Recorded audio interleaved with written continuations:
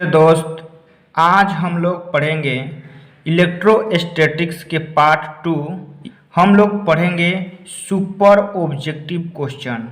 और पार्ट 1 में हम लोगों ने पढ़ा था आवेश के बारे में, यानी आवेश का उपयोग करके हमसे क्वेश्चन कैसे एग्जाम में पूछ लिया जाता है। तो इस वीडियो में हम लोग पढ़ेंगे उसके आगे, यानी इलेक्ट्रॉन के बारे में।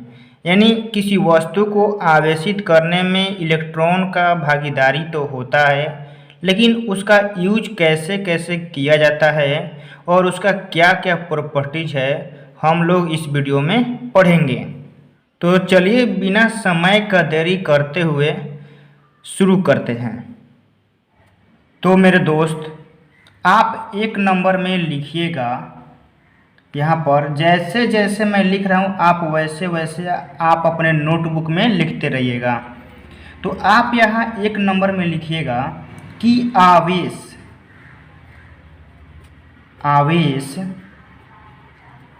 की सबसे न्यूनतम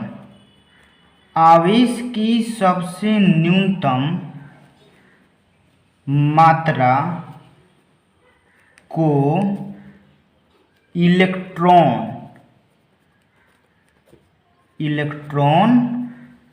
कहते हैं।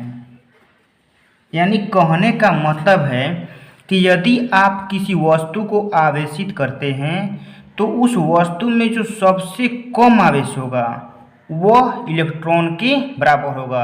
यानी सबसे कम आवेश किसके बराबर होगा? इलेक्ट्रॉन के। तो 2 नंबर में लिखिएगा कि इलेक्ट्रॉन का मान, यानी इलेक्ट्रॉन का मान क्या होता है वह आप लिखिएगा।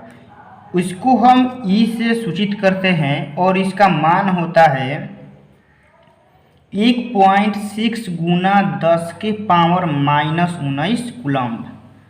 ठीक है, आप इतना याद रखिएगा कि इलेक्ट्रॉन का मान कितना होता है? 1.6 गुना 10 के पावर -19 कूलम्ब। यह परिमाण है। ठीक है, क्या है? परिमाण। यदि आप इसका रियल वैल्यू लिखना चाहते हैं तो आप यहाँ लिख लीजिएगा माइनस का 1.6 गुना 10 के पावर -19 कूलम्ब। यदि आपको न्यूमेरिकल सॉल्व करना है, यानी न्यूमेरिकल में इलेक्ट्रॉन का मान रखना है, तो आप यह वाला वैल्यू रखिएगा। ठीक है, अब देखिए,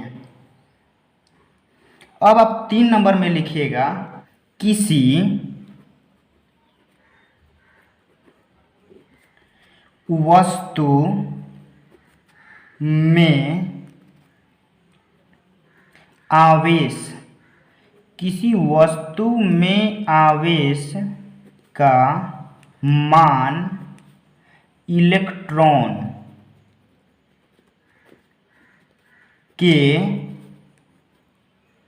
पूर्ण गुणज के बराबर होता है। यानी आप किसी वस्तु को आवेशित करते हैं तो उस वस्तु में जो आवेश का मान होता है वह इलेक्ट्रॉन के पूर्ण गुणज के बराबर होता है। यानी पूर्ण गुणज का कहने का मतलब है, समझिए, यहाँ पर मान लीजिए कि यह कोई वस्तु है। ठीक है, इसको हम लोग आवेशित करेंगे तो इसमें 2 कंडीशन है। या तो इससे हम लोग इलेक्ट्रॉन निकालेंगे बाहर, या तो हम लोग इसको क्या करेंगे? इलेक्ट्रॉन देंगे। ठीक है, तो देखिए, जब भी इस वस्तु को हम लोग आवेशित, इस इलेक्ट्रॉन को हम लोग निकाल सकते हैं या इस इलेक्ट्रॉन को डाल देंगे, तभी हमारा वस्तु आवेशित होगा। तो आप ही बताइए कि जो यह वस्तु है वह इलेक्ट्रॉन का क्या होगा? पूर्ण गुणज होगा। यानी हम लोग इस वस्तु से 5 इलेक्ट्रॉन निकाल सकते हैं या 5 इलेक्ट्रॉन डाल सकते हैं। यानी कहने का मतलब है कि जब भी इस वस्तु से इलेक्ट्रॉन निकलेगा तो वह पूर्ण संख्या में ही निकलेगा, यानी 2 गो निकलेगा, 3 गो, 4 गो, 5 गो ऐसे यानी निकलेगा। यानी कभी भी इलेक्ट्रॉन ऐसे नहीं निकलेगा, यह गलत है। यानी आपसे कोई कहेगा कि आप किसी वस्तु से 3/2 इलेक्ट्रॉन निकाल दीजिए, तो आप कहेगा कि यह निकालना संभव नहीं है, क्योंकि आप किसी वस्तु से इलेक्ट्रॉन का जो होता है मान, आप उसके 2 गुना, 3 गुना, 4 गुना ऐसे ही निकाल सकते हैं। ठीक है, तो अब चलते हैं इसके नेक्स्ट कंसेप्ट 4 नंबर में। 4 नंबर में आप लिखिएगा आवेश के मूल कण। आवेश के मूल कण, ठीक है। तो 1 नंबर में हम लोग पढ़ेंगे यहाँ पर पहले ऑप्शन में आवेश, ठीक है। आवेश का हम लोग इसका नाम यहाँ लिख देते हैं, ठीक है। क्या नाम, यहाँ हम लोग उसका आवेश लिखेंगे, ठीक। और यहाँ पर उसका क्या लिखेंगे हम लोग, द्रव्यमान। यानी जो भी हम पार्टिकल लिखेंगे उसका यहाँ पर द्रव्यमान कितना होगा, आवेश कितना होगा, हम लोग यहाँ पर लिखेंगे। तो 1 नंबर यानी ए में लिखिएगा इलेक्ट्रॉन। इलेक्ट्रॉन, तो इलेक्ट्रॉन पर देखिए सबसे पहले आप इलेक्ट्रॉन को यहाँ लिख दीजिए ई, क्योंकि हम इसको ई से सूचित करते हैं। और इस पर आवेश होता है -1.6 गुना 10⁻⁻19 कूलम्ब। यह इलेक्ट्रॉन पर क्या होता है, इतना आवेश होता है। और द्रव्यमान की बात करें तो 9.1 गुना 10⁻31 kg इतना होता है। अब आप यहाँ बी में नोट कीजिएगा प्रोटॉन। तो प्रोटॉन को भी हम लोग ई से सूचित करते हैं। तो आप कहेंगे दोनों में अंतर क्या है, तो अंतर अब यहाँ पर समझिए। प्रोटॉन को हम लोग E+ लिखते हैं, क्या, E+।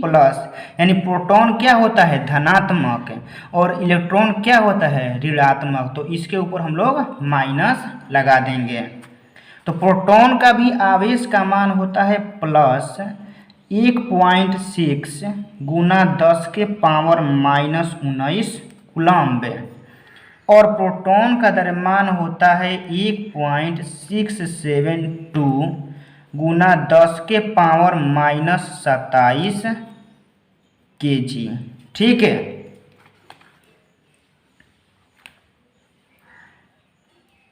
और सी नंबर में आप नोट कीजिएगा न्यूट्रॉन। क्या, न्यूट्रॉन।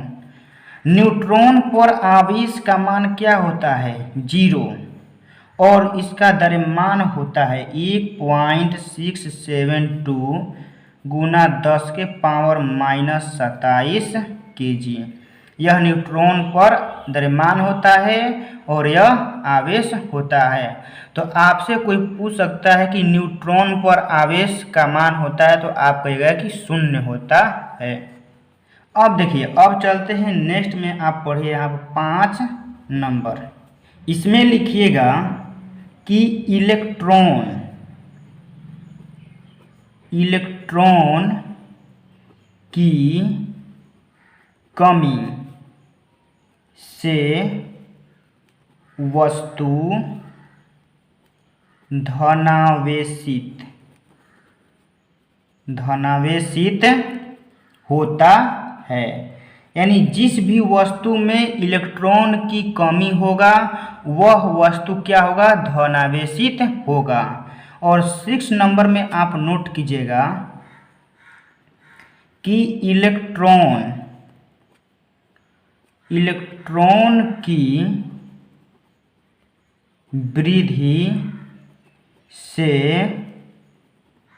वस्तु ऋण आवेशित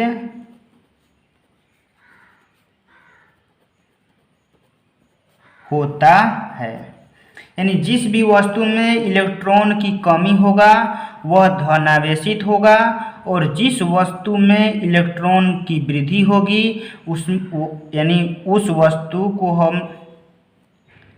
जिस वस्तु में इलेक्ट्रॉन की वृद्धि होगी वह वस्तु ऋण आवेशित हो जाएगा। और आप यहाँ 7 नंबर में नोट कीजिएगा, सामान्य अवस्था में वस्तु उदासीन होता है। यानी ऑप्शन में देखिए, यानी क्वेश्चन में आपको कुछ नहीं बोलेगा, बोल देगा कि सामान्य अवस्था में, यानी नॉर्मल कंडीशन। सामान्य अवस्था का मतलब है नॉर्मल कंडीशन। तो नॉर्मल कंडीशन में वस्तु उदासीन होता है। अब आप यह तीनों केस समझिए। यहाँ पर मान लीजिए कि यह कोई वस्तु है, ठीक, क्या है, यह कोई वस्तु है, इसका नाम ए है, ठीक, और मैंने यहाँ पर कोई एक वस्तु मैंने एक और ले लिया और इसका नाम क्या है, बी, ठीक। अब आप देखिए कि ये वस्तु है, इसमें नंबर ऑफ प्रोटॉन, ठीक है, NP लिखने का मतलब है नंबर ऑफ प्रोटॉन बराबर नंबर ऑफ इलेक्ट्रॉन, इसमें भी बराबर है। और इसमें भी मान लीजिए नंबर ऑफ प्रोटॉन और नंबर ऑफ इलेक्ट्रॉन आपस में क्या है, बराबर हैं। यह नॉर्मल कंडीशन में, मैंने अभी इन दोनों वस्तु को अभी मैंने कुछ नहीं किया है, तो यह दोनों अभी क्या हैं, उदासीन। क्योंकि यह उदासीन क्यों है, क्योंकि इसमें प्रोटॉन की संख्या इलेक्ट्रॉन की संख्या के क्या है, बराबर है, और यह भी वस्तु क्या है, उदासीन। और इसमें भी आप देख सकते हैं कि प्रोटॉन की संख्या इलेक्ट्रॉन की संख्या के बराबर है। तो अब आप यहाँ समझिए ए नंबर में कि यह धनावेशित कैसे होता है, ऋण आवेशित कैसे होता है, ठीक है। तो देखिए मैं फिर वही वस्तु को यहाँ पर ए करता हूँ और इसी वस्तु को मैंने यहाँ पर बी लिख दिया। अब देखिए मैंने क्या किया कि इस वस्तु ए से कुछ इलेक्ट्रॉन निकाल लिया मैंने, इस वस्तु से कुछ इलेक्ट्रॉन निकालकर मैंने इसमें विदा कर दिया। तो अब आप बताइए कि इस वस्तु में पहले वाले कंडीशन में क्या था, इलेक्ट्रॉन और प्रोटॉन बराबर था, और इस कंडीशन में मैंने इलेक्ट्रॉन को बाहर निकाल दिया। तो अब इसमें इलेक्ट्रॉन क्या हो जाएगा, कम हो जाएगा, यानी नंबर ऑफ इलेक्ट्रॉन क्या हो जाएगा, प्रोटॉन से कम हो जाएगा। तो अब आप बताइए कि प्रोटॉन क्या होता है, धनात्मक, और धनात्मक का मान ज़्यादा है तो यह वस्तु क्या हो जाएगा, धनावेशित। समझ गए। अब आप इस बी को देखिए, इसमें नंबर ऑफ प्रोटॉन और नंबर ऑफ इलेक्ट्रॉन आपस में बराबर हैं, लेकिन इस कंडीशन में मैंने क्या किया कि इस ए वाले वस्तु से इलेक्ट्रॉन को निकालकर बी में विदा कर दिया। तो शुरुआत कंडीशन में तो दोनों बराबर थे, लेकिन इसमें इलेक्ट्रॉन इस कंडीशन में आ रहा है, यानी इसमें इलेक्ट्रॉन की संख्या क्या हो जाएगा, ज़्यादा हो जाएगा, प्रोटॉन। तो अब आप बताइए कि इसमें कौन ज़्यादा है, इलेक्ट्रॉन, और इलेक्ट्रॉन क्या होता है, माइनस, यानी इस वस्तु में माइनस वाला इलेक्ट्रॉन क्या है, ज़्यादा है। तो यह वस्तु पूरा क्या हो जाएगा, ऋण आवेशित। तो देख रहे हैं इसमें इलेक्ट्रॉन का क्या हो गया, इलेक्ट्रॉन का कमी हो गया, इलेक्ट्रॉन गया बाहर तो इलेक्ट्रॉन का कमी हो गया, जिसके कारण क्या हो गया, धनावेशित। अब आप इसमें देखिए कि इलेक्ट्रॉन का क्या हो गया, वृद्धि। तो इलेक्ट्रॉन का इसमें वृद्धि हो गया तो यह क्या हो गया, ऋण आवेशित। तो अब आप यह तीनों समझ गए होंगे केस कि कब सामान्य अवस्था में होता है, कब धनावेशित होता है, कब उदासीन होता है। तो अब आप यहाँ समझिए 8 नंबर में, ठीक है। अब आप यहाँ 8 नंबर में समझिए कि यदि आप किसी वस्तु को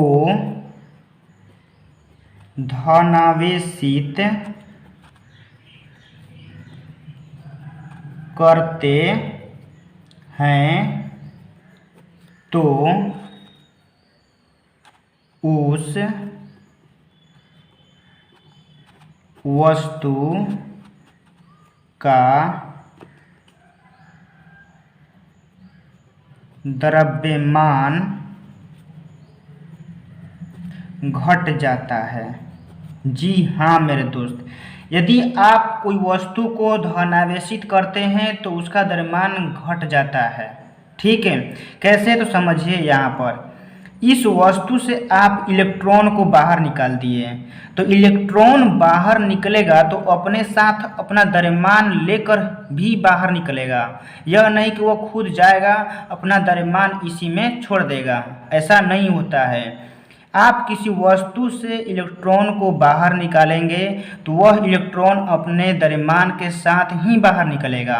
तो अपने द्रव्यमान के साथ बाहर निकलेगा तो यह नॉर्मल स्थिति से इसका द्रव्यमान क्या हो जाएगा, कम हो जाएगा, क्योंकि आप इस वस्तु से इलेक्ट्रॉन को निकाल दिए हैं तो उसका द्रव्यमान क्या हो जाएगा, कम। देखिए एग्जाम्पल समझिए। मान लीजिए कि कोई बक्सा है, दो बक्सा, एक बक्सा में आप यहाँ समझिए, मान लीजिए कि यह कोई बक्सा है, इस बक्सा का नाम मैंने ए रखा है और इस बक्सा का मैंने नाम बी रखा है। ठीक है, इसमें मान लीजिए कि 10 बल्ब है, 10 बल्ब नहीं, मान लीजिए कि 6 बल्ब हैं, 1 2 3 4 5 6 बल्ब हैं।